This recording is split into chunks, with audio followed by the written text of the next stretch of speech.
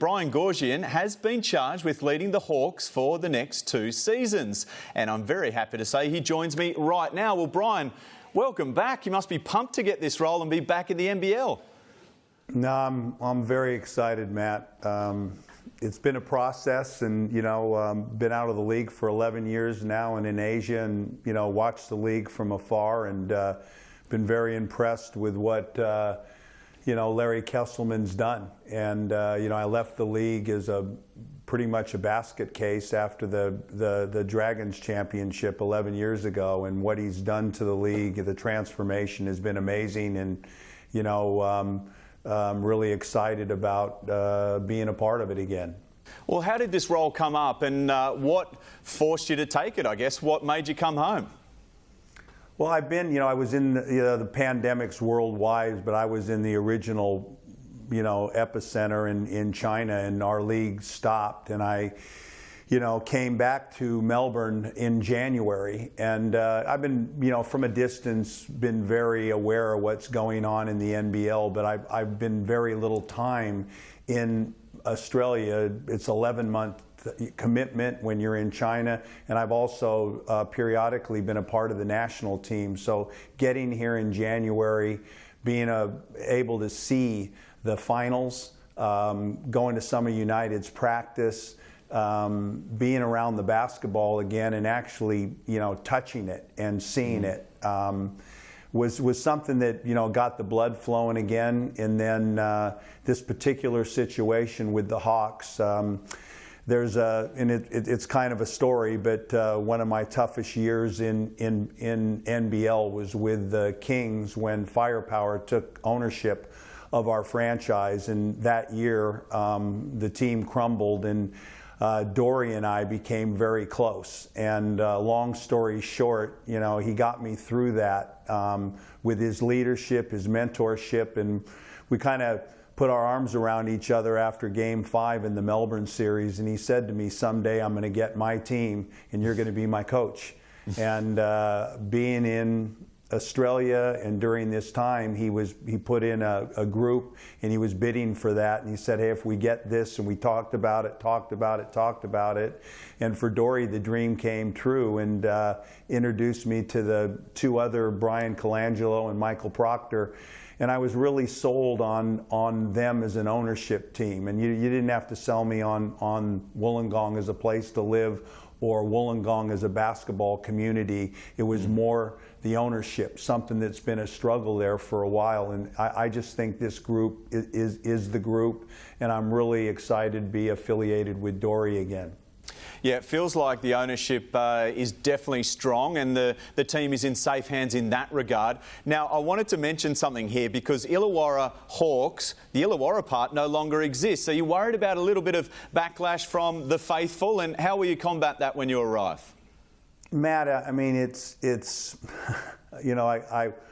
is personal view, is that, a long time, I've been here since 1977, and this is business, and I was a part in a founding coach and emotional about the Magic, and we had that great rivalry with the Tigers when basketball was at a huge success in Australia, and we had a great rivalry, and I put my heart and soul into that. And when we had to merge to grow the viewing audience and support in Victoria, that was very hard on me, hard on everybody in the eastern suburbs, and I went through that. And going a step further, my origination when I first came to Australia, it was through Lindsay Gaze, brought me out for the Melbourne Tigers, and I played with Andrew Gaze, and the Melbourne Tigers brand. There was a lot of emotion to that, and it was a family club, and it was a world, people in China, people in America, everybody knew that Melbourne Tiger brand. And again, they no longer exist. They're Melbourne United. And one thing you have to say, I keep reflecting on with this league, a lot of basketball people were involved in running it. And I think that was the weakness. It was always good on the court. And what's happened is we've got a businessman that is making some damn good decision and has taken this game to another level. So if he thinks it's good for the game, I just want the people from Wollongong to know I understand. I've hurt under these circumstances as well, but a lot of this stuff is to do with business. So my mindset is just to try to bring a good product to the community and a team that'll play hard and a team that they'll be proud of. It really does feel like we're at the start of another golden era. As you touched on, you lived through the original strength of the NBL competition across Australia, and it feels like it's heading that way. In regards to the Hawks, they've got a young playing group. Has anyone caught your eye so far? I mean, the strength of the team is definitely, and it's amazed me since being back, the amount of young talent, you know, playing in America and the amount of young talent on these rosters and how deep they are. But I'd have to say the strength of the Hawks, or the thing that you'd be excited, and our first goal is to get, you know, 3 or 4 of those young guys back. You know, Dench, Frawling, Glover, Nar. There's a group of young talent there that needs to be developed and nurtured, but they have extreme potential. And then build some marquee Australians around that. And then obviously, you know, we have Brian Colangelo, and I don't know that any franchise in Australian history has had somebody of his ilk with that NBA experience and management experience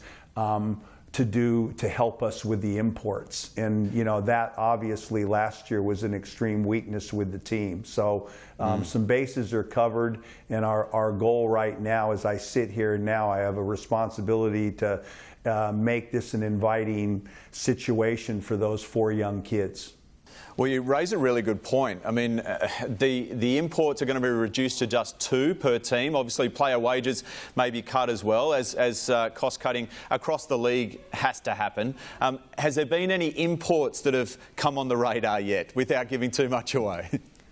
No, I mean, that's, to be in all honest with you, I mean, there is so much this is such we were talking today, I mean, these Australian players and guys playing in Europe now. What's the situation there with the pandemic? Some of these top players in China, what's their situation? And right now, on a world stage, I had an opportunity to be overseas.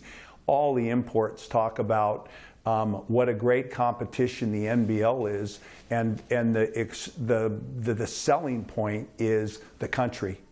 Man, it's a great place to live. It's I had Miles Plumlee on my team in China, and a spot opened in Perth, and we wanted to go with, it ended up being Corey Webster from New Zealand. The league kind of went that way, and I tapped Miles and I said, hey Miles, man, you belong in Australia. You would love that place. And so he was fine financially. We hooked up with Perth, and he went across, and after about 3 days I got a phone call, and he said, hey coach, thank you, I owe you. This place is amazing. So Bryce Cotton, Casper Ware, all these guys have played in China and come to Australia and settled as players because of the lifestyle, the competition, and the security that Larry Kesselman in the NBL has provided. So right now, again, you can start adding places like Greece, Spain, Italy. What's happening with the players that have gone there? So I think, America right now, is college basketball going to go forward? We have a blank slate. Nobody's signed right now. So is that a negative or a positive? And right now, I'm going to take the high road and say it's a positive, and let's be patient and get these 4 young kids, and let's just see how this unfolds. But it's exciting times for Australia. And I see this and I'm doing it myself. I've had some opportunities outside that are nice, but this is just really inviting right now. And I think people around the world view Australia that way right now in the basketball world. Brian, it is fantastic to have you back within the league and, of course, back in Australia as well. And we cannot wait to see how the Hawks progress under your leadership. Thanks for joining us. Thanks for having me.